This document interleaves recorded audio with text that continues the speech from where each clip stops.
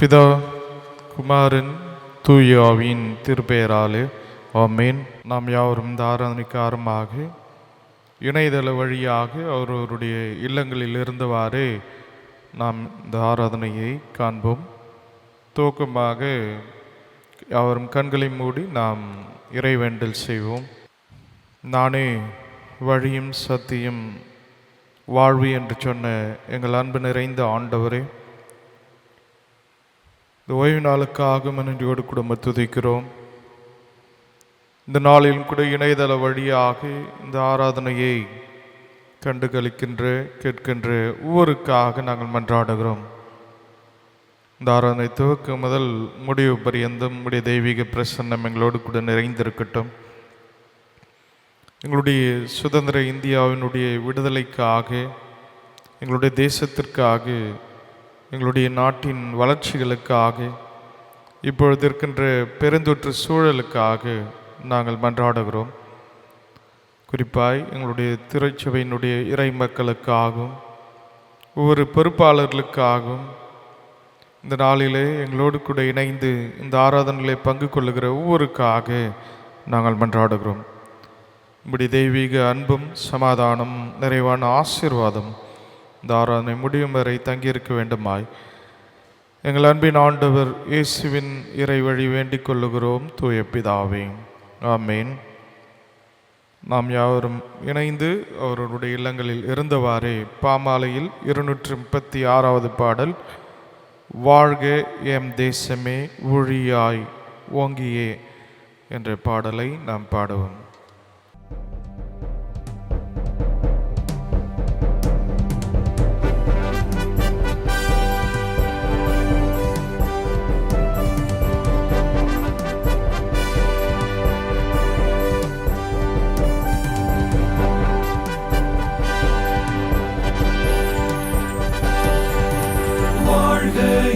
தேசமே ஊழியாய் ஓங்கியே வாழ்ந்திடுவாய். பூர்வீக தேசமே குருணா கீர்த்தியே பார்ப்போற்று மேன்மையே நீ பெறுவாய்.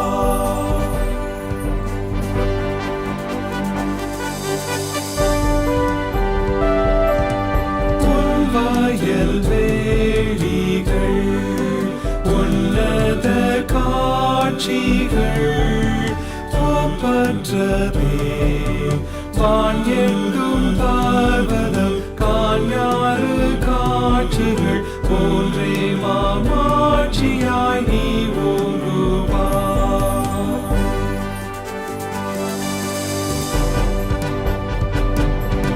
கர்த்தாவின் கரமே நித்யம் என் தேசமே உன்மேலுமே உன்னாதர் கிறிஸ்துவே உன் அன்பர் வாக்கையே அன்போடு பாற்றியே நீ ஓங்குவாய்.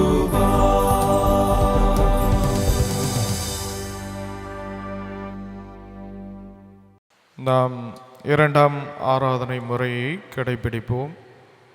கடவுள் ஆவியாய் இருக்கிறார். அவரை தொழுது கொள்ளுகிறவர்கள் ஆவியோடும் உண்மையோடும் அவரை தொழுது கொள்ள வேண்டும். நம்முடைய பிதாவாகிய கடவுளாலும் கர்த்தராகிய இயேசு கிறிஸ்துவினாலும் உங்களுக்கு கிருபையும் சமாதானம் உண்டாவதாக. இது கர்த்தர் உண்டு பண்ணின நாள், இதிலே களி கூர்ந்து மகிழ கடவும். கடவுள் ஒளியாய் இருக்கிறார். அவரில் எவ்வளவேனும் இருள் இல்லை. அவர் ஒளியில் இருக்கிறது போல நாம் ஒளியிலே நடந்தால் ஒருவரோடு ஐக்கியப்பட்டிருப்போம். அவருடைய குமாரனாகிய இயேசு கிறிஸ்துவின் இரத்தம் சகல பாவங்களை நீக்கி நம்மை சுத்திகரிக்கும். திரியேக கடவுளை போற்றுவோம்.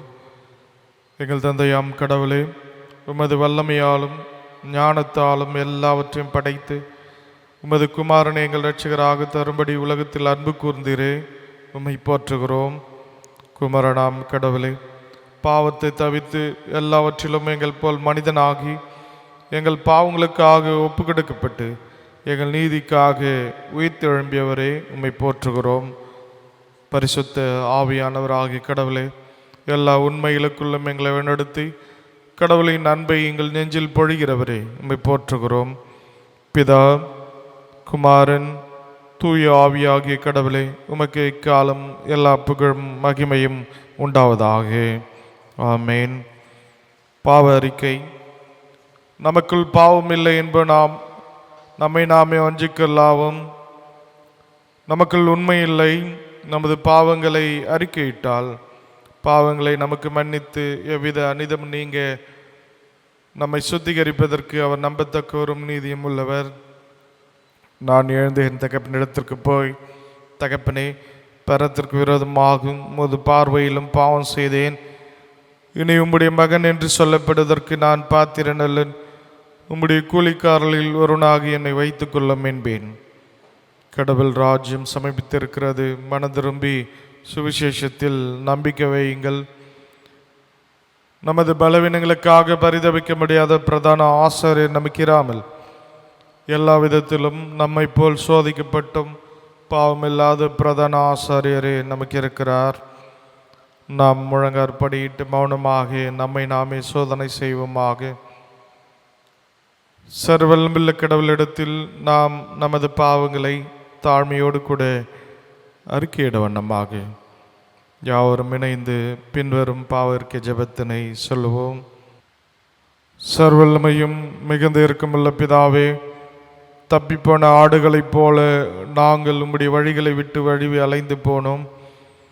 எங்கள் இருதயத்தின் யோசனைகளுக்கும் விருப்பங்களுக்கும் மிகவும் இணைந்து நடந்தோம். உமது பரிசுத்த கற்பனைகளுக்கு விரோதமாய் குற்றம் செய்தோம். செய்யத்தக்கவைகளை செய்யாமல் செய்யத்தகாதவைகளை செய்து வந்தோம். எங்களுக்கு சுகமே இல்லை. ஆனாலும் ஆண்டவரே, தேவரீர் எங்கள் ஆண்டவராகிய இயேசு கிறிஸ்துவின் மூலமாய் மனிதருக்கு அருளி செய்த வாக்குதத்தங்களின்படியே நிர்பாக்கியமுள்ள குற்றவாளியாகி எங்களுக்கு இறங்கும்.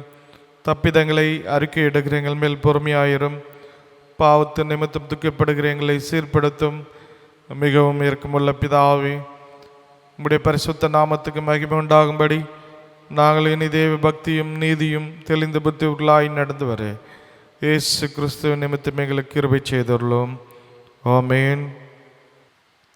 சர்வல்லமையும் மிகுந்த இருக்கும் ஆண்டவர் மன்னிப்பையும் பாவ நிமித்தி நம்மை கட்டளையிட்டவர்களே, வாழ்க்கையை சீர்படுவதற்கான காலத்தையும் தமது தூயாவின் கிருபையும் தேற்றலையும் தந்தல்வாராக. ஆமேன். ஆண்டவரை துதியுங்கள். ஆண்டவர் நாமம் துதிக்கப்படுவதாக. திருமறை பகுதிகள் படிக்க கேட்போம்.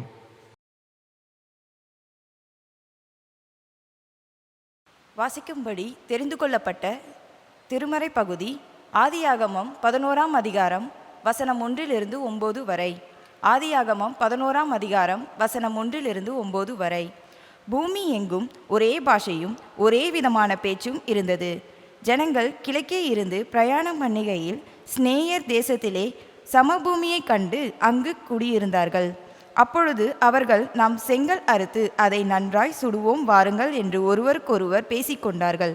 கல்லுக்கு பதிலாக செங்கலும் சாந்துக்கு பதிலாக நிலக்கீலும் அவர்களுக்கு இருந்தது. பின்னும் அவர்கள், நாம் பூமி மீதெங்கும் சிதறி போகாதபடிக்கு நமக்கு ஒரு நகரத்தையும் வானத்தை அளவு சிகரம் உள்ள ஒரு கோபுரத்தையும் கட்டி நமக்கு பேர் உண்டாக பண்ணுவோம் வாருங்கள் என்று சொல்லிக்கொண்டார்கள். மனுபுத்திரர் கட்டுகின்ற நகரத்தையும் கோபுரத்தையும் பார்க்கின்றதற்கு கர்த்தர் இறங்கினார். அப்பொழுது கர்த்தர், இதோ ஜனங்கள் ஒரே கூட்டமாய் இருக்கின்றார்கள். அவர்கள் அனைவருக்கும் ஒரே பாஷையும் இருக்கிறது. அவர்கள் இதை செய்ய தொடங்கினார்கள். இப்பொழுதும் தாங்கள் செய்ய நினைத்தது ஒன்றும் தடைபட மாட்டாது என்று இருக்கின்றார்கள். நாம் இறங்கி போய் ஒருவர் பேசுவதை மற்றொருவர் அறியாதபடிக்கு அங்கே அவர்கள் பாஷையை தாறுமாறாக்குவோம் என்றார். அப்படியே கர்த்தர் அவர்களை அவ்விடத்தில் இருந்து பூமி மீதெங்கும் சிதறி போக பண்ணினார்.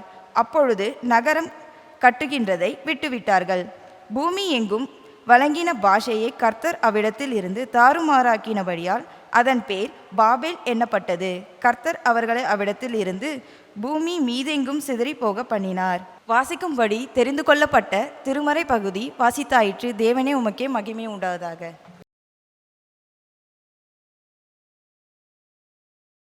வாசிக்க முடியாது தெரிந்து கொள்ளப்பட்ட இரண்டாம் வேத பாடம் பரிசுத்த மத்தேயு எழுதின சுவிசேஷம் 5ஆம் அதிகாரம் வசனங்கள் 38 முதல் 48 வரை. மத்தேயு எழுதின சுவிசேஷம் வசனங்கள் 38 முதல் 48 வரை. கண்ணுக்கு கண் பல்லுக்கு பல் என்று உரைக்கப்பட்டதை கேள்விப்பட்டிருக்கிறீர்கள். நான் உங்களுக்கு சொல்லுகிறேன், தீமையோடு எதிர்த்து நிற்க வேண்டாம். ஒருவன் உன்னை வலது கன்னத்தில் அறைந்தால் அவனுக்கு மறு கன்னத்தை திருப்பிக் கொடு. உன்னோடு வழக்காடி உன் வஸ்திரத்தை எடுத்துக்கொள்ள வேண்டும் என்று இருக்கிறவனுக்கு உன் அங்கியும் விட்டுவிடு. ஒருவன் உன்னை 1 மைல் தூரம் வர பலவந்தம் பண்ணினால் அவனோடு 2 மைல் தூரம் போ. உன்னிடத்தில் கேட்கிறவனுக்கு கொடு. உன்னிடத்தில் கடன் வாங்க விரும்புகிறவனுக்கு முகம் கோணாதே.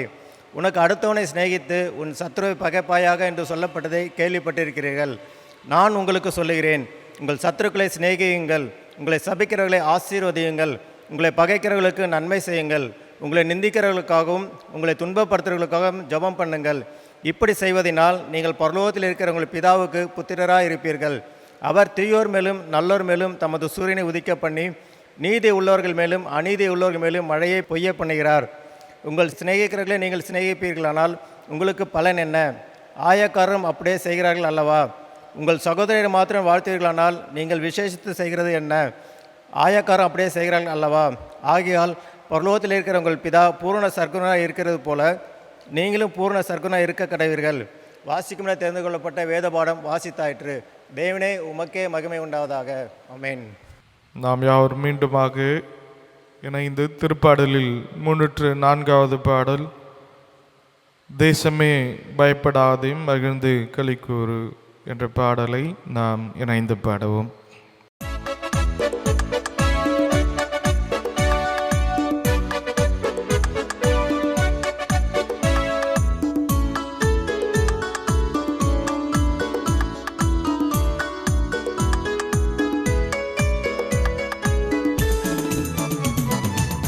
தேசமே பயப்படாதே மகிழ்ந்து களி கூறு. சேனையின் கர்த்தர் உன் நடுவில் பெரிய காரியம் செய்திடுவார். சேனையின் கர்த்தர் உன் நடுவில் பெரிய காரியம் செய்திடுவார். தேசமே பயப்படாதே மகிழ்ந்து களி கூறு.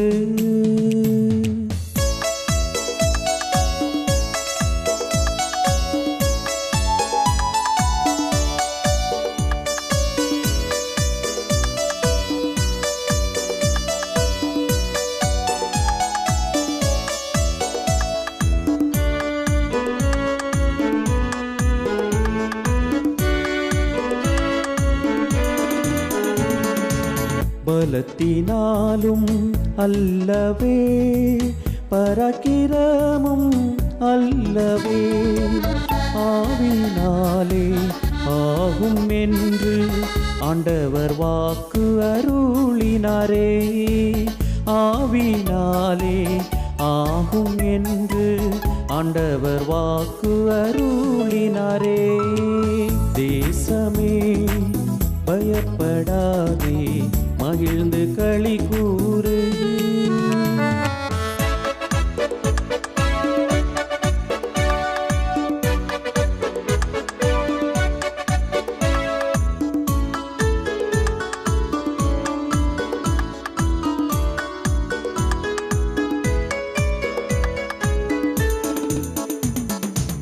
தாய் மறந்தாலும் மறவாமல் உள்ளங்கையில் வரைந்தாரே. வலக்கரத்தாலே தாங்கி உன்னை சகாயம் செய்து உயர்த்திடுவார். வலக்கரத்தாலே தாங்கி உன்னை சகாயம் செய்து உயர்த்திடுவார். தேசமே பயப்படாதே மகிழ்ந்து களி கூறு.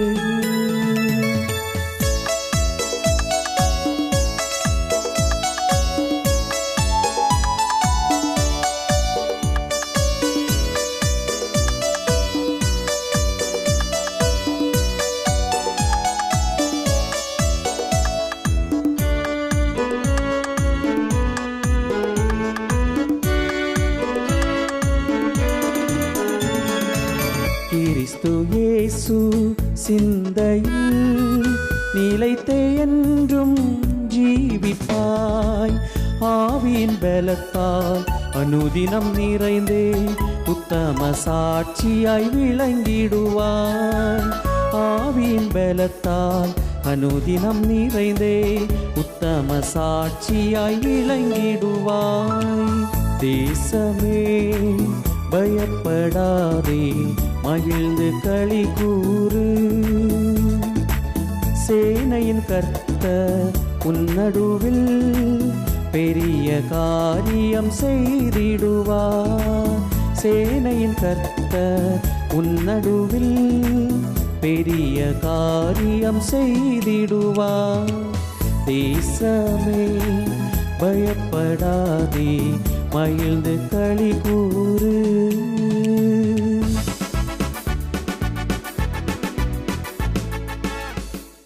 ஜெபம் செய்வோம்.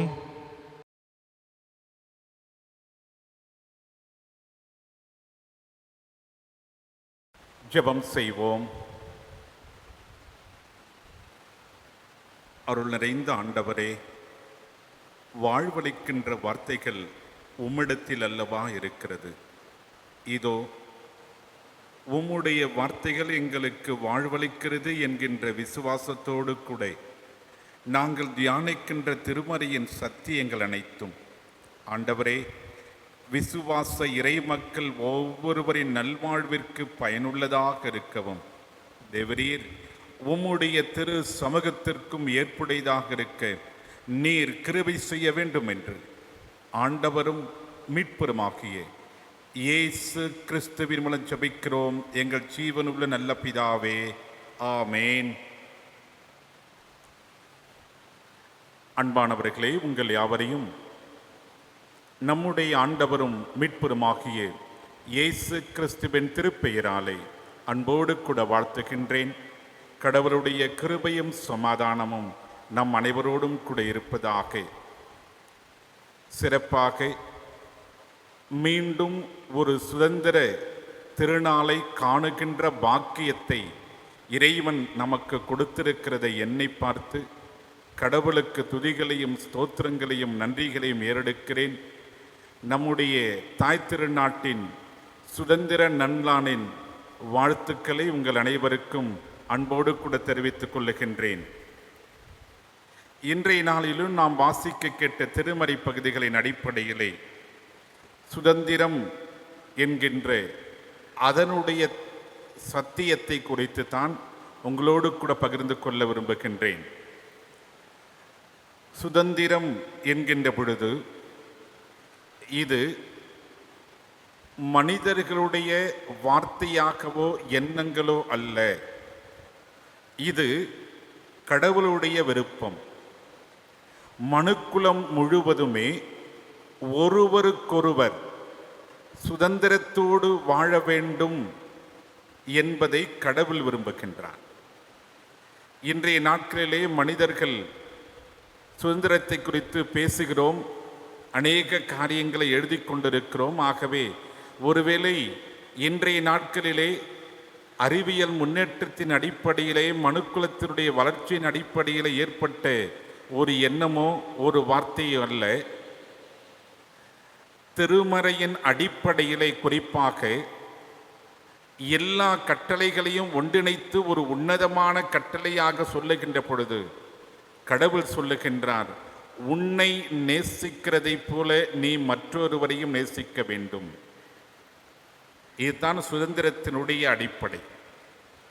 அதை போலவே தான் அனைவருமே சுதந்திரமாக இருக்க வேண்டும். யார் ஒருவரும் மற்றொருவருக்கு மற்றொரு காரியங்களுக்கு அடிமைகளாக இருக்கக்கூடாது என்று சொல்லி ஆண்டவராக இயேசு கிறிஸ்து அவருடைய ஊழியத்தை முன்வைக்கின்ற பொழுதே எப்படிப்பட்ட திருப்பணியை நான் நிறைவேற்றப் போகிறேன் என்று சொல்லி லூக்கா 4:18 வாக்கியத்திலே சொல்லுகின்ற பொழுதே சிறைப்பட்டோருக்கு விடுதலையும், இருதயம் நறுங்குண்டவர்களுக்கு குணமாக்குதலையும், குருடர்களுக்கு பார்வையும் என்று சொல்லி யார் ஒருவரும் மற்றொருவருக்கு அடிமைகளாக இல்லாமல் அனைவரும் சுதந்திர உணர்வோடு இந்த பூமியிலே வாழ வேண்டும் என்பதை கடவுளும் அவருடைய திருக்குமாரனாகி ஆண்டவர் இயேசு கிறிஸ்துவும் வெளிப்படுத்துகிறதை நாம் காணுகின்றோம். அது மாத்திரமல்லாமல் தூய ஆவியானவரை குறித்து பவுலடிகளார் சொல்லுகின்ற பொழுது மிக தெளிவாய் சொல்லுகின்றார். ஆவியானவர் எங்கேயோ அங்கே விடுதலை உண்டு. ஆவியானவர் எங்கேயோ அங்கே விடுதலை உண்டு என்று சொல்லுகின்றார். ஆகவே திருமறை முழுவதுமே மூவொரு கடவுள் இந்த மனுக்குலம் சுதந்திரமோடு வாழ வேண்டும் என்பதை விரும்புகின்றவராக நம்முடைய ஆண்டவர், நம்முடைய நம்பிக்கை இருக்கிறது என்பதை நாம் உணர்ந்து கொள்ள வேண்டும்.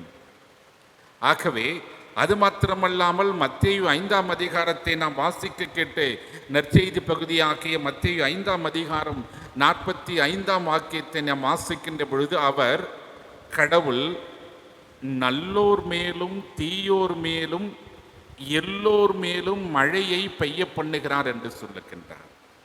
ஆகவே சுதந்திரத்தோடு மக்கள் வாழ வேண்டும் என்பது மாத்திரமல்ல, அனைவருக்கும் அனைத்தும் கிடைக்க வேண்டும், அதாவது சமநிலையை உருவாக்குகின்ற இறைவன் நம்மோடு வாழ்ந்து கொண்டிருக்கிறார், நம்மை வழிநடத்துகின்றார் என்பதை நாம் உணர்ந்து கொள்ள வேண்டும்.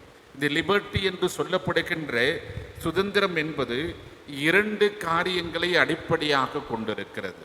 அதாவது சமத்துவம், சகோதரத்துவம்.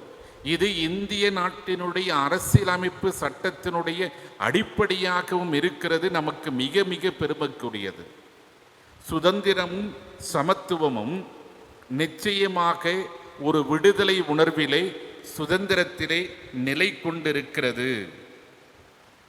ஆகவே ஒருவருடைய சுதந்திரம் மற்றொருவருடைய சுதந்திரத்தை எந்த விதத்திலும் பாதிப்பை ஏற்படுத்திவிடக்கூடாது என்பதிலும் நாம் கவனமாக இருக்க வேண்டும். ஆகவே சுதந்திரம் என்பது ஒவ்வொருவருக்கும் உரிமையானது. அது சமத்துவமோடு பின்பற்றப்பட வேண்டியது, சகோதரத்துவத்தை உள்ளடக்கியது என்பதை நாம் வாசிக்கிறோம். குறிப்பாக உபாகமும் 16ஆம் அதிகாரத்தை நாம் வாசிக்கின்ற பொழுது 11ஆம் 12ஆம் வாக்கியங்களை வாசிக்கின்ற பொழுது அங்கே கடவுளுக்கு நன்றி செலுத்துகின்ற வண்ணமாக இஸ்ரேல் குடும்பத்தார் ஒன்று கூடி வருகின்ற பொழுது அங்கே ஒரு அருமையான வாக்கியத்தை சொல்லுகிறார். இந்த மகிழ்ச்சியை நீங்கள் பகிர்ந்து கொள்ளுகின்ற பொழுது அல்லது மகிழ்ச்சியோடு ஆண்டவருக்கு நன்றி செலுத்துகின்ற பொழுது உன்னுடைய வீட்டில் உள்ள பணியாளர்களும் அடிமைகளும் மற்ற அனைவருமே ஒன்று கூடி ஆண்டவருக்கு நீங்கள் நன்றி செலுத்துங்கள் என்று சொல்லுகின்றார். அதாவது அதை 12ஆம் வாக்கியத்தில் முடிக்கின்ற பொழுது நீங்கள் ஒன்றை மறந்துவிடக்கூடாது, நீங்கள் எகிப்திலே அடிமைகளாக இருந்தீர்கள் என்பதை எப்பொழுதுமே மறந்து விடாதீர்கள் என்று அங்கே நினைவுபடுத்துகின்றார். அதாவது நீங்கள் உங்களுடைய சுதந்திரத்திற்காக ஏங்கிக் கொண்டிருந்தீர்கள். அருமையாய் சொல்லுகின்றார். யாத்திராக 3ஆம் அதிகாரம் 7ஆம் வாக்கியம் முதல் 10ஆம் வாக்கியம் வரையில வாசிக்கின்ற பொழுது என்னுடைய மக்களின் கூக்குரல் என்னுடைய சமூகத்திலே எட்டியது, ஆளொட்டிகள் நிமித்தமாய் அவர்கள் படுகின்ற வேதனையை நான் அறிந்திருக்கிறேன், அவர்களை மீட்பதற்காக இறங்கி வந்திருக்கிறேன் என்று சொல்லி ஆண்டவர் இஸ்ரேல் மக்களுக்கு விடுதலை கொடுப்பதற்காகவே இறங்கி வந்திருக்கிறார் என்பதை அங்கு வெளிப்படுத்தி காட்டுகின்றார். அந்த வெளிப்படுத்துதலைத்தான் சுதந்திரம் அடைந்து அவர்கள் விடுதலை உணர்வோடு வாழுகின்ற பொழுது, எல்லா நலன்களையும் பெற்றுக்கொண்டு ஆண்டவருக்கு நன்றி செலுத்துகின்ற பொழுதும் கூட அவர்களுக்கு நினைவுபடுத்துகின்றார், நீங்கள் ஒரு காலத்திலே அடிமைகளாக இருந்தீர்கள், ஆனால் இப்பொழுது சுதந்திரமாக இருக்கின்ற பொழுது உன்னோடு இருக்கின்ற அனைவருமே சுதந்திரத்தை அனுபவிக்கின்ற பாக்கியத்தை நீ உருவாக்கி கொடுக்க வேண்டும் என்பதை இங்கே மிக தெளிவாக அவர்களுக்கு நினைவூட்டுகின்றார். அது மாத்திரமல்ல, உபாகமும் 24ஆம் அதிகாரம் 17ஆம் 18ஆம் வாக்கியங்களை வாசிக்கின்ற பொழுது நீ அந்நியர்களுக்கும் அனாதைகளுக்கும் மற்றவர்களுக்கும் உன்னுடைய நீதியை செய்து நிறைவேற்ற வேண்டும். அந்த வாக்கியத்தை நிறைவு செய்கின்ற பொழுது நீ மறந்து விடாதே, நீ எகிப்திலே அடிமைகளா இருந்தீர்கள் என்பதை மறந்து விடாதீர்கள் என்று மீண்டும் மீண்டும் ஞாபகப்படுத்துகின்றார். எங்கேயெல்லாம் இஸ்ரேல் மக்கள் தங்களுடைய சுதந்திரங்களை தவறாக பயன்படுத்துவதற்கு வாய்ப்புகள் இருக்கிறதோ அங்கேயெல்லாம் மிக அருமையாய் சொல்லுகின்றார், நீங்கள் ஏற்கனவே அடிமைகளாக இருந்தீர்கள் என்பதை மறந்து விடாதீர்கள் என்று சொல்லுகின்றார். அடிமைத்தனங்கள் ஒன்றல்ல, இரண்டு அல்ல. பாபிலோனிலே அடிமைத்தனங்கள், எகிப்திலே அடிமைத்தனங்கள், பாரசீகத்திலே அடிமைத்தனங்கள், இப்படி பல்வேறு இடங்களுக்கு அடிமைகளாக சுதந்திரம் இல்லாமல் இவர்கள் வாழ்ந்து கொண்டிருந்தார்கள். சங்கீதக்காரன் அருமையாய் சொல்லுகின்றார், இவர்கள் அதாவது இஸ்ரேல் மக்கள் சுதந்திரமாக ஆண்டவரை தொழுது கொள்ள முடியாத சூழ்நிலையிலே அவர்கள் சொல்லுகிறார்கள், நாங்கள் பாபிலோனின் ஆறுகள் அருகே எங்களுடைய கிண்ணறங்களை மாட்டி வைத்துவிட்டு எருசலேமை நோக்கி நாங்கள் எழுதோம். ஏனென்றால் கடவுளை சுதந்திரமாக வழிபடுவதற்கு சூழல்கள் இல்லாத சூழ்நிலையை அவர்கள் நினைத்து பார்த்து அழுதார்கள் என்று சொல்லுகிறார். இப்படி கடவுள் எப்பொழுதுமே எல்லோருமே சுதந்திரத்தோடு வாழ வேண்டும் என்பதை மீண்டும் மீண்டும் அவர் வலியுறுத்தி கொண்டு வருகிறதைத்தான் இஸ்ரேல் மக்களுடைய வாழ்க்கையிலே நாம் காணுகின்றோம். இதைத்தான் 2 கொரிந்தியர் நாம் வாசிக்க கேட்டு 2 பாதத்திலே 2 கொரிந்தியர் 2 அதிகாரம் 15 வாக்கியங்களை வாசிக்கின்ற பொழுது, இவைகளை குறித்து நீங்கள் வெறும் வார்த்தைகளினாலே பிரச்சனைகளை உருவாக்கி கொள்ள வேண்டாம், நீங்கள் உங்களுடைய வாழ்க்கையிலே வாழ்ந்து காட்டுவதன் மூலமாக இதை நிறைவேற்றுங்கள் என்று சொல்லுகின்றார். இன்றைய நாட்களுக்கு யதார்த்தமான ஒன்று, சுதந்திரம் சுதந்திரம் சுதந்திரம் என்று சொல்லி, விடுதலை விடுதலை விடுதலை என்று சொல்லி அடுத்தவர்களை அடிமைப்படுத்துகின்ற சூழல்களுக்கு நேராக பல இனக்குழுக்களும் நாடுகளும் சென்று கொண்டிருக்கிறது. ஆகவே அவைகளை வெறும் வார்த்தைகளினாலே அல்லாமல் வாழ்ந்து காட்டுகிறதா இருக்க வேண்டும் என்று சொல்லுகின்றார். அருமையாய் சொல்லுகின்றார். நாம் வாசிக்க கேட்ட நற்செய்தி நூல் மத்தேயு 5 அதிகாரம் 44 வாக்கியத்திலே, உங்களுடைய பகைவர்களுக்கு கூட நீங்கள் அன்பு செலுத்துவதன் மூலமாய் அவர்களை நீங்கள் நேசியுங்கள் என்று சொல்லுகின்றார். உங்களை துன்பப்படுத்த முனைவோரை நீங்கள் அவர்களுக்காக மன்றாடுங்கள் என்று சொல்லுகின்றார். இப்படி ஆண்டவர் அனைவரையும் சமநிலையிலே சகோதரத்துவத்திலே நேசிக்கின்ற ஒரு மனப்பான்மையை சுதந்திரத்தின் விடுதலையின் அடிப்படையாக நமக்கு கொடுத்திருக்கிறார். ஆகவே நாம் வாழுகின்ற பொழுது எந்த ஒரு சூழ்நிலையிலும் கடவுள் கொடுத்திருக்கின்ற இந்த விடுதலை உணர்வினுடைய சத்தியங்களுக்கு விரோதமாய் வாழ்ந்து விடாமல் இருப்பதிலே கவனமாய் இருக்க வேண்டும் என்று சொல்லி ஆண்டவர் இங்கே தெளிவாய் சொல்லுகின்றார். ஒருவேளை இப்படிப்பட்ட கடவுளுடைய சத்தியத்தை, அவருடைய வார்த்தைகளை அடிப்படையாக நம்முடைய வாழ்க்கையிலே கொண்டிருந்து நாம் இங்கே வாழுகின்ற பொழுது, நம்முடைய இந்திய திருநாட்டிலே வாழுகின்ற பொழுது எப்படிப்பட்ட சுதந்திரமும் விடுதலையும் நமக்கு கிடைக்க பெற்றிருக்கிறது, எப்படி நாம் ஆளுகை செய்யப்படுகிறோம், அனைவருக்கும் சுதந்திரமும் சமத்துவமும் சகோதரத்துவமும் நிலை பெற்றிருக்கிறதா என்பதை சிந்தித்து பார்க்க நாம் அழைக்கப்படுகின்றோம். சிறு வயது முதலே உறுதிமொழிகளை மேற்கொள்ளுகின்ற பொழுது, இந்தியா என் தாய் திருநாடு என்று நாம் வாசிக்கிறோம், உறுதி கொள்ளுகின்றோம். இந்தியாவில் இருக்கின்ற அனைவரும் என்னுடைய சகோதர சகோதரிகள் என்பதை நாம் உறுதிமொழியாக ஏற்றுக்கொள்ளுகிறோம். எப்பொழுதெல்லாம் இந்திய நாட்டினுடைய முக்கியமான நிகழ்வுகள் எல்லாம் நிகழ்த்தப்படுகிறதோ அப்பொழுதெல்லாம் இந்த உறுதிமொழிகளை நாம் மேற்கொள்ளுகின்றோம். பள்ளி வகுப்புகள் முதலே குழந்தைகளுக்கு இது சொல்லிக் கொடுக்கப்பட்டு வருகிறது. ஆனால் சொல்லிக் கொடுக்கப்பட்டவைகள் எல்லாம் எந்த அளவிற்கு உண்மையாக நிகழ்ந்து கொண்டிருக்கிறது என்பதை சிந்தித்து பார்க்க வேண்டிய சூழ்நிலை. குறிப்பாக 1947 நாம் சுதந்திரம் விடுதலையை பெற்றுக் கொண்டிருக்கிறோம். அந்த விடுதலையை பெற்றுக்கொள்வதற்கு முன்பதாக அந்நியர்கள் நம்மை ஆண்டுவிடக்கூடாது, அவர்கள் நம்மை ஆளவிடக்கூடாது, நம்மை அவர்கள் கொள்ளையடித்து விடுகிறார்கள், அடிமையாக்கி விட்டார்கள் என்று சொல்லி சுதந்திர போராட்டத்தை உருவாக்கி அந்நியர்களை இங்கிருந்து நாம் வெளியேற்றிவிட்டோம். இன்று நம்மை யார் ஆளுகிறார்கள் என்பதை நினைத்து பார்க்கின்ற பொழுது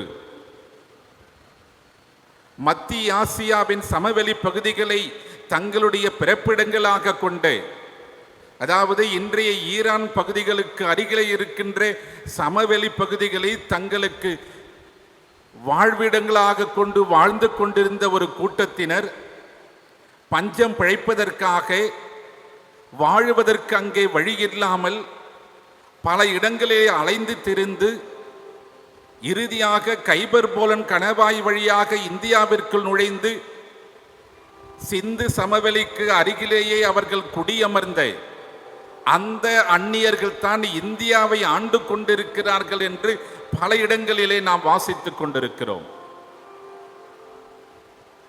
ஆகவே சுதந்திரம் என்பது எதனுடைய அடிப்படையிலே நாம் அனுபவித்துக் கொண்டிருக்கிறோம்?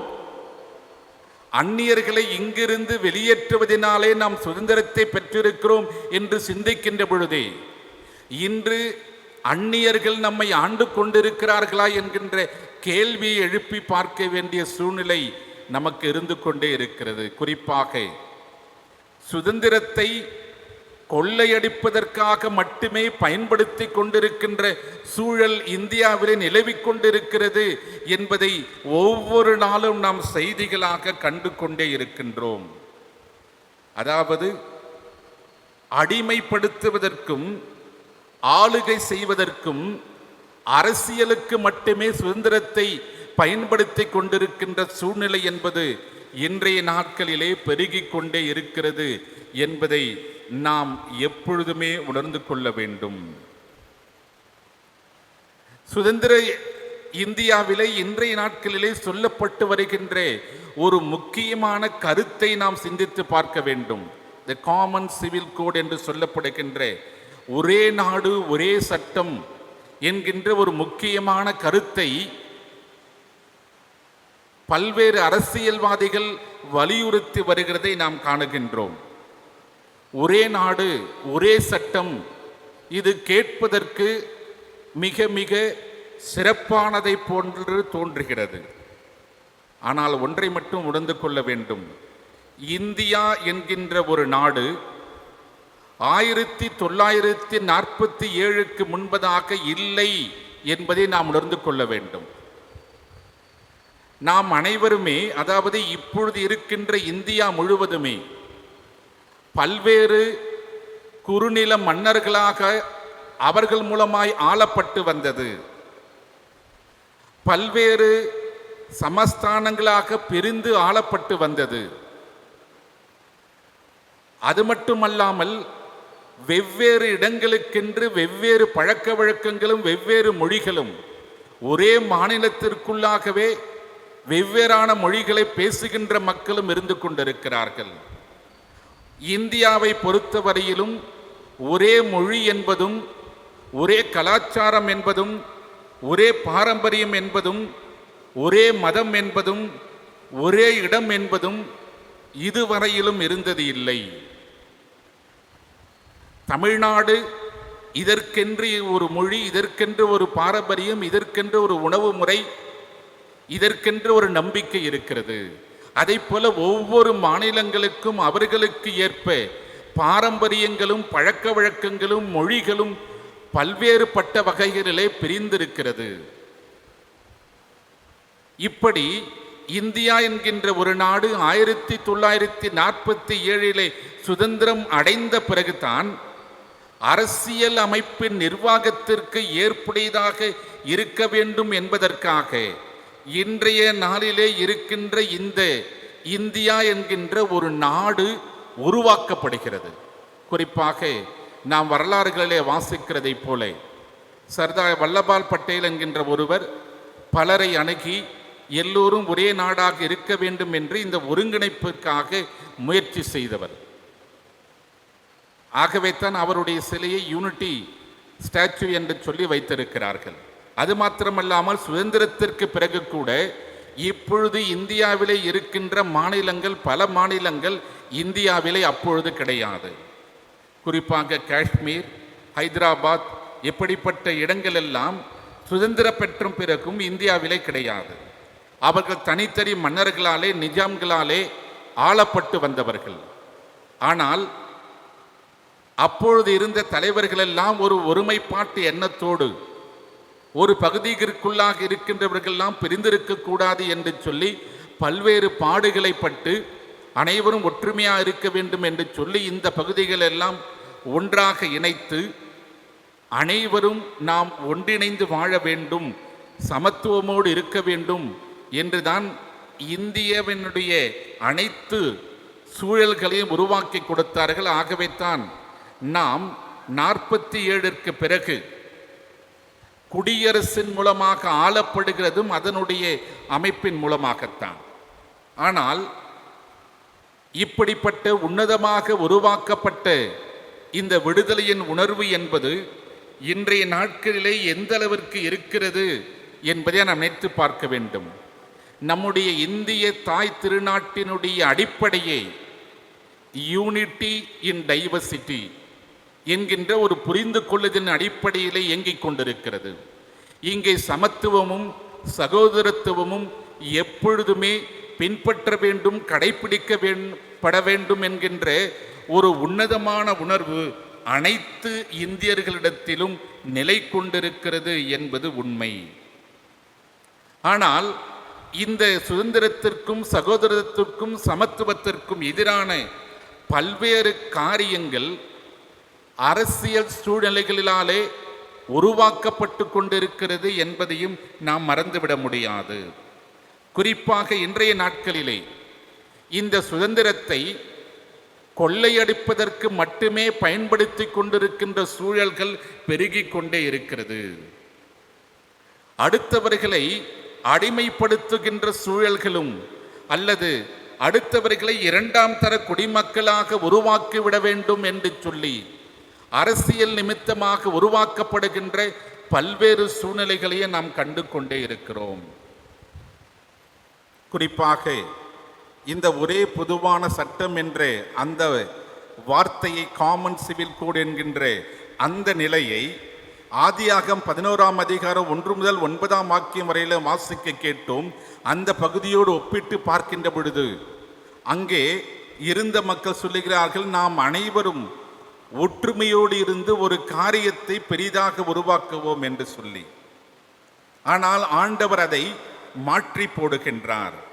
ஏனென்று சொன்னால் அங்கே ஒற்றுமையின் அடையாளம் அல்ல, அதிகார குவிப்பினுடைய அடையாளம் அல்லது அடிமைத்தனத்தை உருவாக்குவதற்கான அடையாளம் அங்கே உருவாகிவிடக்கூடாது என்பதற்காகத்தான் கடவுள் அப்படிப்பட்ட ஒரு செயலை அங்கே உருவாக்குகிறார் என்பதை உணர்ந்து கொள்ள முடிகிறது. ஏனென்று சொன்னால் உலகம் முழுவதுமே அல்லது மனுக்குலம் முழுவதுமே ஒரே சட்டம், ஒரே நிலைப்பாடு, ஒரே வழிநடத்துதல் என்று உருவாக்க வேண்டும் என்கின்ற ஒரு வார்த்தை எல்லோரிடத்திலும் அல்லது பல முன்னணியான உலகங்கள் நாடுகளின் மத்தியிலே அப்படிப்பட்ட எண்ணங்கள் இருந்தாலும் நடைமுறையிலே பார்க்கின்ற பொழுது அது அடிமைத்தனத்திற்கு நேராக அல்லது அதிகார குவிப்பிற்கு நேராக வழிநடத்திவிடும் என்கின்ற ஒரு அச்சுறுத்துதலும் இருந்து கொண்டுதான் இருக்கிறது. ஆகவே அன்பானவர்களே, ஆண்டவர் அனைவருமே, அதாவது பல்வேறு நிலையிலே இருக்கின்ற மக்கள் அவர்களுக்குரிய தனித்துவமான அவரவர்களுக்குரிய உரிமைகளோடு வாழ வேண்டும் என்பதை கடவுள் விரும்புகின்றார். ஏனென்றால் ஒருவருக்கு பொருத்தமுடைய ஒன்று மற்றவருக்கு பொருத்தம் இல்லாமல் இருக்கும். ஒருவருக்கு விருப்பமாய் இருக்கின்ற ஒன்று மற்றொருவருக்கு விருப்பம் இல்லாமல் இருக்கும். ஆகவே தான் பல்வேறு நிலையிலான இருக்கின்ற மக்கள், வேற்றுமை கொண்டிருந்த மக்கள் இருந்தாலும் அவரவர்களுடைய தனிப்பட்ட சூழ்நிலையிலே தனித்துவத்திலே வாழ வேண்டும். அதே நேரத்திலே ஒருவருடைய தனித்துவத்தினுடைய சிறப்பு மற்றொருவரை எந்த விதத்திலும் பாதித்து விடக்கூடாது. இதுதான் சுதந்திரத்தினுடைய அடிப்படை. இப்படி வாழுகின்ற பொழுதுதான் இங்கே நாம் ஆண்டவராக இயேசு கிறிஸ்து திருமறையிலே முன்னிறுத்துகின்ற உன்னை நேசிக்கிறதைப் போல அடுத்தவரை நீ நேசிக்க வேண்டும் என்கின்ற அந்த உண்மை தன்மையோடு இப்படிப்பட்ட சுதந்திர உணர்வுகளை நாம் ஏற்றுக்கொண்டு வாழ்வோம் என்று சொன்னால் நாமும் விடுதலை உணர்வோடு வாழ முடியும். அடுத்தவர்களும் அதே விடுதலை உணர்வை அனுபவித்து வாழுவதற்கு அதுவும் வழியாக இருக்கும். ஆகவே இன்றைய நாளிலே நாம் சிந்திக்கின்ற பொழுது கடவுள் அனைத்து மக்களுமே விடுதலை உணர்வோடு வாழ வேண்டும் என்பதை விரும்புகின்றார். அதே நேரத்திலே எழும்பிக் கொண்டிருக்கின்ற எல்லா இந்த உலகத்தினுடைய சாத்தானுடைய சோதனைகளுக்கு ஏற்புடைய சூழல்கள் எல்லாம் இந்த விடுதலை உணர்விற்கு எதிராக ஒருவரை ஒருவர் அடிமைப்படுத்தி வாழ்ந்துவிட வேண்டும் என்கின்ற போட்டியான மனப்பான்மை எழும்பிக் கொண்டிருக்கிறது என்பதையும் நமக்கு உணர்த்துகின்றது. இப்படி போட்டியான மனநிலை கொண்டு ஒருவருக்கு விரோதமாக ஒருவர் எழும்பி ஒருவர் மற்றொருவரை அடிமைப்படுத்த விரும்புகின்ற சூழலுக்குள்ளாக ஆண்டவருடைய விடுதலை உணர்வோடு வாழுவதற்கு விரும்புகின்ற நாம் இறைமகன் இயேசு கிறிஸ்துவினுடைய தூய ஆவியானவருடைய உணர்வை, அந்த விடுதலை உணர்வை நம்முடைய உள்ளங்களிலே ஏற்றுக்கொண்டு வாழ்ந்தால் மட்டுமே நாமும் சுதந்திரத்தோடு வாழ முடியும், மற்றவர்களும் இந்த விடுதலை உணர்வோடு வாழ முடியும் என்பதைத்தான் திருமறை நமக்கு வலியுறுத்துகிறது. ஆகவே இந்த ஆண்டவர் நமக்கு அருளி இருக்கின்ற விடுதலை உணர்வை நாம் அனுபவித்து அடுத்தவர்களும் எப்பொழுதும் அப்படிப்பட்ட விடுதலையின் அனுபவத்திற்கு நேராக வாழ்வதற்கு ஏற்ப நாம் வழிநடப்போம். விடுதலையின் ஆண்டவர் எப்பொழுதுமே விடுதலை கொடுத்து நம்மை வழிநடத்துகின்ற தூய ஆவியானவர் இந்த வாழ்விற்கு நேராக நமக்கு உந்துதலை கொடுத்து ஆற்றலை கொடுத்து பலப்படுத்தி நம்மை கரம் பிடித்து வழிநடத்துவாராக. ஆமேன். ஜெபம் செய்வோம். அருளறிந்த ஆண்டவரே, எங்கள் அன்பின் பரலோக பிதாவே, இந்த உலகத்திலே நாங்கள் வாழுகின்ற பொழுது அனைவருமே இறைவனுடைய பிள்ளைகள் என்கின்ற சமத்துவ மனப்பான்மையோடு சகோதரத்துவ உணர்வோடு வாழுகின்ற பாக்கியத்தை, அப்படிப்பட்ட படைப்பின் உருவாக்குதலில் எங்களுக்கு கொடுத்ததை என்னை பார்த்து ஆண்டவரே நாங்கள் உமக்கு நன்றி செலுத்துகிறோம். அநேக நேரங்களிலே இந்த விடுதலை உணர்வுக்கு அச்சுறுத்துதலை உருவாக்குகின்ற சாத்தானுடைய தீமையான சக்திகளுக்கு ஏற்ப நாங்கள் வழிநடந்து விடுகின்றோம். ஆண்டவரே, அந்த வழிகளிலிருந்து விலகி எப்பொழுதுமே நீர் அளிக்கின்ற விடுதலை உணர்வை நாங்கள் பெற்று அடுத்தவர்களும் அந்த விடுதலை உணர்வோடு வாழ்வதற்கான வழிகளுக்கு ஏற்ப நாங்களும் வாழ்ந்து சிறக்க எம் ஆண்டவர் எங்களுக்கு பலனையும் ஞானத்தையும் தர வேண்டும் என்று எங்கள் ஆண்டவரும் மீட்பருமாகிய இயேசு கிறிஸ்துவின் மூலம் ஜெபிக்கிறோம் எங்கள் ஜீவனுள்ள நல்ல பிதாவே. ஆமேன். கடவுளுடைய அருளுரையை கேட்ட நாம் அவருடைய விசுவாசத்திலும் அந்யோன்யத்திலும் நிலைத்திருக்க வண்ணமாக யாவரும் இணைந்து அப்போஸ்தல விசுவாச பிரமாணத்தை சொல்வோம். வானத்தையும் பூமியையும் படைத்த சர்வ வல்லமையுள்ள பிதாவாகிய தேவனை விசுவாசிக்கிறேன். அவருடைய ஒரே குமாரனாகி நம்முடைய நாதர் இயேசு கிறிஸ்துவையும் விசுவாசிக்கிறேன். அவர் பரிசுத்த ஆவியினாலே கன்னிமரியிடத்தில் உற்பத்தி பிறந்தார். பொந்தியு பிலாத்துவின் காலத்தில் பாடுபட்டு சிலுவையில் அறையுண்டு மரித்து அடக்கம் பண்ணப்பட்டு பாதாளத்தில் இறங்கினார். 3ஆம் நாள் மரித்தோரிடத்திலிருந்து எழுந்தருளினார். பரமண்டலத்திற்கு ஏறி சர்வ வல்லமையுள்ள பிதாவாகிய தேவனுடைய வலது பாரிசத்திலே வீற்றிருக்கிறார். அவ்விடத்திலிருந்து உயிருள்ளோரையும் மரித்தோரையும் நியாயத்திற்கு வருவார். பரிசுத்த ஆவியையும் விசுவாசிக்கிறேன். பொதுவாக இருக்கிற பரிசுத்த சபையும் பரிசுத்த வான்களுடைய ஐக்கியமும் பாவ மன்னிப்பும் சரீரம் உயிர்த்தெழுதலும் நித்திய ஜீவனும் உண்டு என்று விசுவாசிக்கிறேன். ஆமேன். திருச்சபைக்கான அறிவிப்புகள் படிக்க கேட்போம். திருச்சபைக்கான அறிவிப்புகள். இன்றைய ஆராதனையில் காணொளி மூலமாக கலந்து கொண்டுள்ள அனைவருக்கும் இயேசு கிறிஸ்துவின் திருப்பெயரில் நல்வாழ்த்துக்களை திருச்சபையின் சார்பில் தெரிவித்துக் கொள்கிறோம். மறு அறிவிப்பு வரும் வரையில் ஆராதனைகள் தொடர்ந்து ஆன்லைன் மூலமாக நடைபெறும். சபையார் திருச்சபையில் பதிவு செய்துள்ள தொடர்பு எண்ணுக்கு ஆன்லைன் லிங்க் அனுப்பப்படும். இதை பயன்படுத்தி சபையார் ஆன்லைன் ஆராதனையில் பங்கு பெறலாம் என்பதை திருச்சபையாருக்கு தெரிவித்துக் கொள்கிறோம். சந்தா கவர் காணிக்கை மற்றும் தோத்திர காணிக்கைகளை ஆலயத்தில் வைக்கப்பட்டுள்ள காணிக்கை பெட்டிகளில் படைக்குமாறு அன்புடன் கேட்டுக்கொள்கிறோம். ஆண்கள் ஐக்கிய சங்க கூடுகை இன்று மாலை 5 மணிக்கு ஜூம் மீட் மூலமாக நடைபெறும்.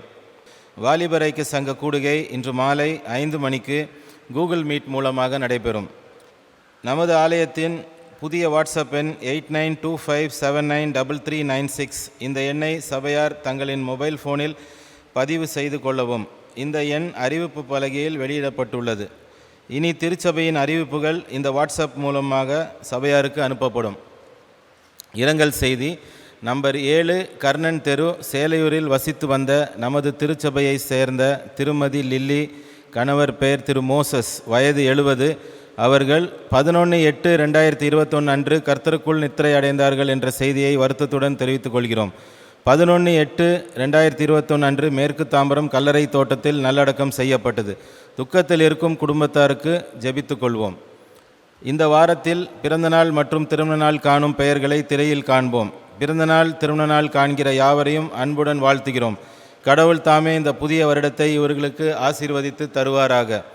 இந்த வாரத்தின் வாக்குத்தத்த வசனம், உன் தேவனாகிய கர்த்தர் எல்லா சாபத்தையும் உனக்கு ஆசீர்வாதமாக மாற்றுவார். உபாகமம் 23:5. ஆமேன்.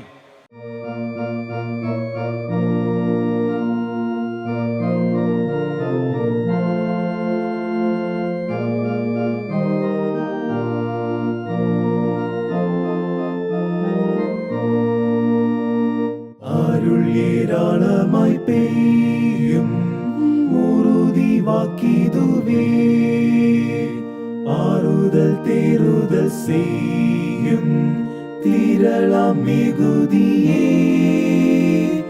அருள் ஏராளம், அருள் அவசியமே, அற்பமாய் சொற்பமாயல்ல திரளாய் பெய்யட்டுமே.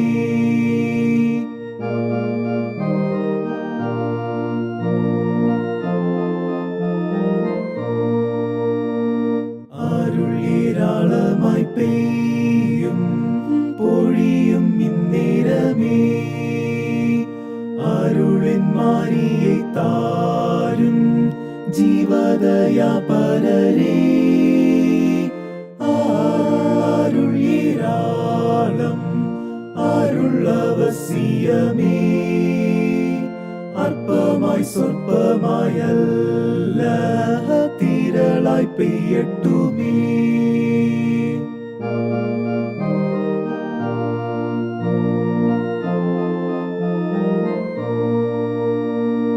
அருள் ஏராளமாய் பெய்யும் இயேசு வந்தருளுமே, இங்குள்ள கூட்டத்திலேயும் இறங்கி தங்கிடுமே.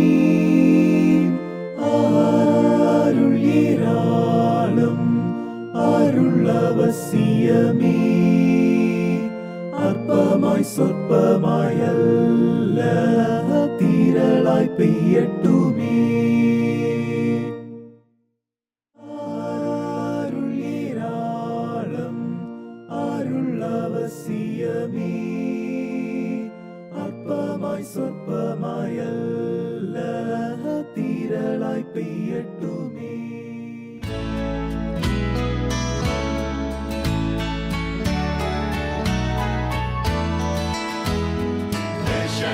Showers of blessing, this is the promise of love. There shall be seasons refreshing, sent from the Savior above. Showers of blessing, showers of blessing we need. Mercy drops round us are falling, but for the showers we plead. There shall be showers of blessing, precious reviving again, over the hills and the valleys, sound of abundance of rain. Showers of blessing, showers of blessing we need. Mercy drops round us are falling, but for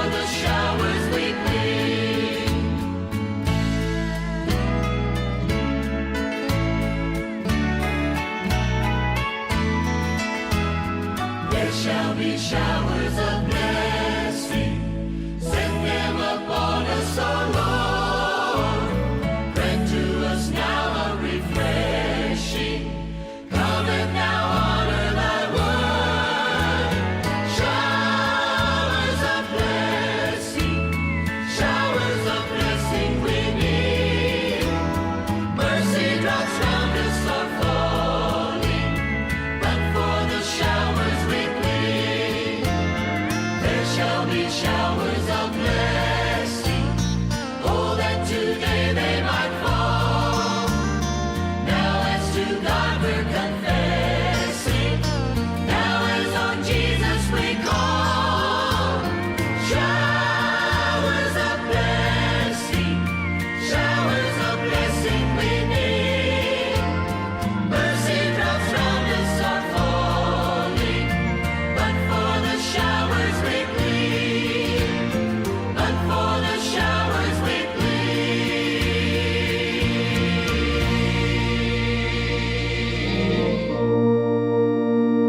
அருள் ஏராளமாய் பெய்யும் இயேசு வந்தருளுமே இங்குள்ள கூட்டத்திலேயும் இறங்கி தங்கிடுமே அருள் ஏராளம் அருள் அவசியமே அற்பமாய் சொற்பமாய் அல்ல திரளாய் பெய்யட்டுமே.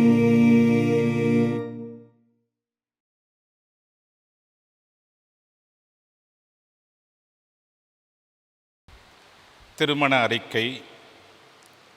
நம்முடைய திருச்சபையை சேர்ந்த திரு பால் மோகன், திருமதி ஜாய் சித்ரா ஆகியோருடைய மகள் செல்வி சுஸ்மிதா கிரேஸ்லின் என்பவருக்கும், தென்னிந்திய திருச்சபை மதுரை ராமநாதபுரம் பேராயம் மதுரை ஈஸ்ட் வெளி ஆலயத்தை சேர்ந்த மறைந்த திரு அருண்குமார் ராஜன், திருமதி மேட்லின் ராஜன் ஆகியோருடைய மகன் டேனியல் ராஜன் என்பவருக்கும் திருமணம் நடைபெறப் போகிறது என்பதை திருச்சபைக்கு அறிவிக்கிறேன்.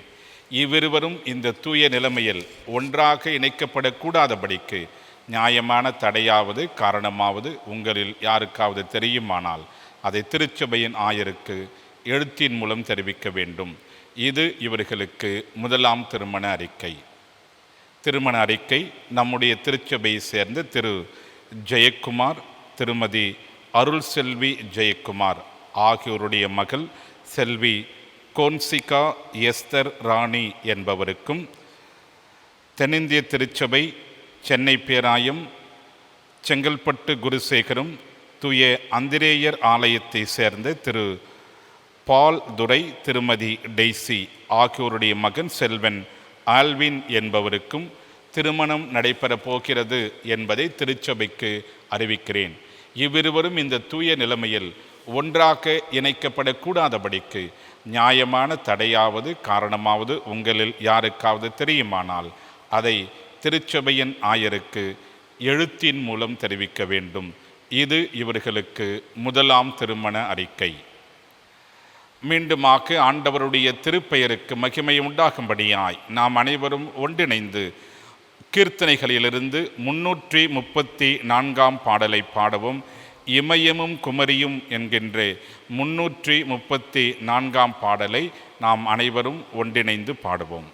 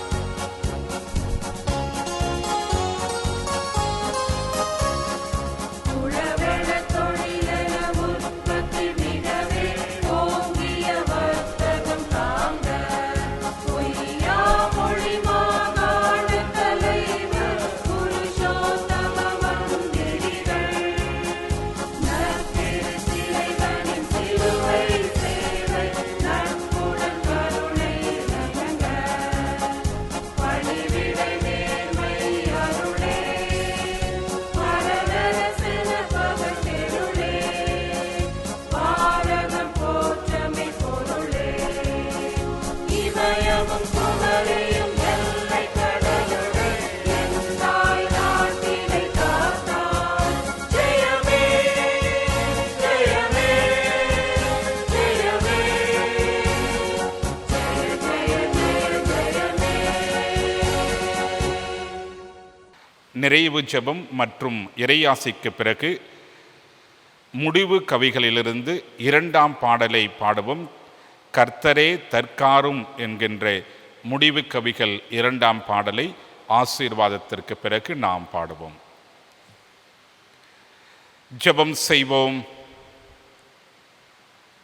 அருள் நிறைந்த ஆண்டவரே, எங்கள் அன்பின் பரலோக பிதாவே, இதோ நீர் எங்களுக்கு சுதந்திர உணர்வை கொடுத்திருக்கிறீர், சுதந்திரமான தாய் நாட்டை கொடுத்திருக்கிறீர், சுதந்திரத்தோடு உம்மை வழிபடுகின்ற பாக்கியத்தை கொடுத்திருக்கிறீர். இந்த விடுதலை உணர்வை எங்களுடைய உள்ளங்களிலும் இல்லங்களிலும் சமூகத்திலும் நாங்கள் என்றென்றும் பெற்று வருகின்ற கிருபைகளுக்காக உமக்கு நன்றி படைக்கிறோம். சிறப்பாக இந்த விடுதலையை நாங்கள் அனுபவித்திருப்பதற்கு தங்களை ஒப்படைத்து அநேக விதங்களிலே பாடுபட்டு தங்களுடைய இன்னுயிரை கொடுத்த ஒவ்வொரு முன்னோடியான தலைவர்களுக்காக, அவர்களுடைய ஒப்படைப்பான விடுதலை பணிக்காக ஆண்டவரே நாங்கள் உமக்கு நன்றி படைக்கிறோம். அப்பா, உம்முடைய வல்லமை மகா பெரியது, உம்முடைய வழிநடத்துதல் உன்னதமானது. ஆம் ஆண்டவரே, இம்மட்டுமாய் அந்த உன்னதமான விடுதலையின் வாழ்வை எங்களுடைய தாய் திருநாட்டின் மூலமாய் நாங்கள் அனுபவித்து வருகின்ற கிருபைகளுக்காக நாங்கள் உமக்கு நன்றி படைக்கிறோம். ஆம் ஆண்டவரே, இப்பொழுதும் விசுவாசத்தோடு கூட உம்முடைய சமூகத்தை நோக்கி தங்களுடைய உள்ளங்களிலே அநேக வேண்டுதல்களை ஏறெடுக்கின்ற ஒவ்வொருடைய வேண்டுதல்களையும் ஆண்டவரே நீர் கவனித்து கேளும். அப்பா, ஆம் ஆண்டவரே, விசுவாசிகளின் ஜெபம் கேட்கப்படும். உங்களுடைய விண்ணப்பங்களை கேட்பதற்கு என்னுடைய செவிகள் திறந்திருக்கிறது என்று வாக்கு கொடுத்த அன்பின் ஆண்டவரே, அந்த வாக்குதத்தங்களின் மீது விசுவாசத்தோடு கூட இதோ அநேகர் உம்மை நோக்கி ஏறெடுக்கின்ற ஜெபங்களை எம் ஆண்டவர் கவனித்து கேளும். உம்முடைய பிள்ளைகளின் மன்றாட்டுகளுக்கு ஆம் என்றும் ஆமேன் என்றும் எம் ஆண்டவர் பதில் தரும்படியாய் உம்முடைய சமூகத்தை நோக்கி நாங்கள் ஜெபிக்கிறோம். அப்பா ஆண்டவரே, சுகவீனத்தோடு பலவீனத்தோடு போராடுகின்ற உம்முடைய பிள்ளைகள் ஒவ்வொருவரையும் உம்முடைய வல்லமையான கரத்திற்குள்ளாக நாங்கள் ஒப்புக் கொடுத்து ஜெபிக்கிறோம். உம்முடைய வார்த்தையை அனுப்பி அநேகரின் சுகப்படுத்தினீர். உம்முடைய வல்லமை அநேகரை பலப்படுத்தி ஆண்டவரே, நீ போக அப்படியே ஆகும் என்று சொல்லியிருக்கிறீர். நீர் விசுவாசத்தபடி உமக்கு நடக்கும் என்று சொல்லியிருக்கிறீர்.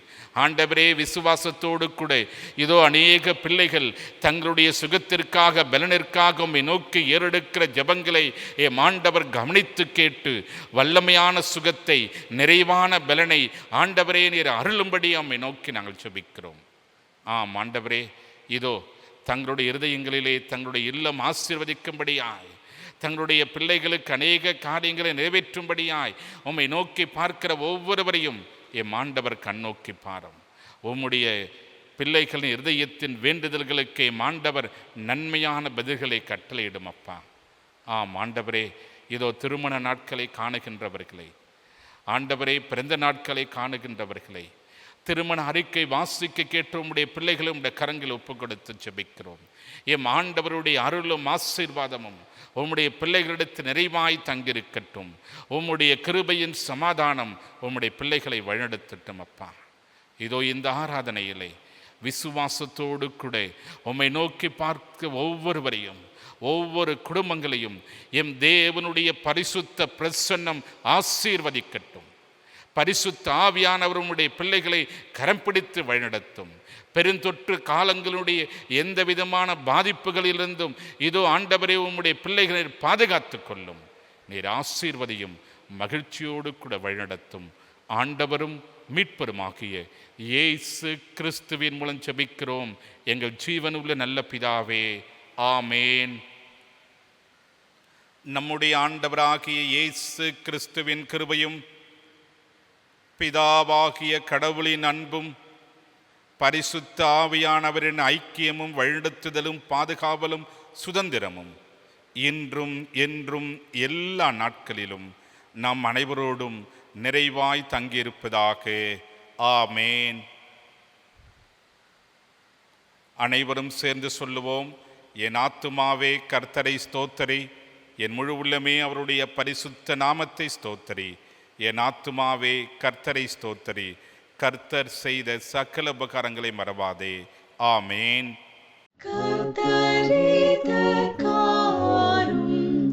ஆசீர்வாதம் தாரும் எங்கள் மேலும் முகத்தை வைத்து வீசாமொழியே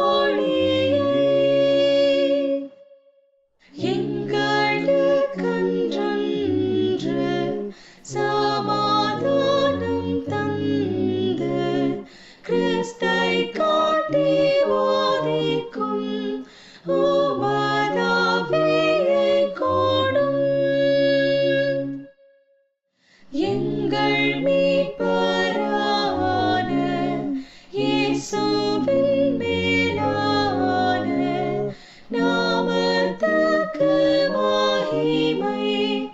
ஆமென். கேட்பீர் ஜெபத்தை.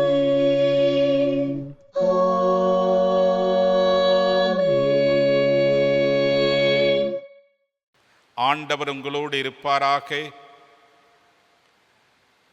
ஆண்டவர் அருளுகின்ற தெய்வீக சமாதானத்தோடு ஆண்டவருக்கு சாட்சியாய் இந்த உலகத்திலே விடுதலை உணர்வோடு கூட வாழ்வோமாக. ஆமேன்.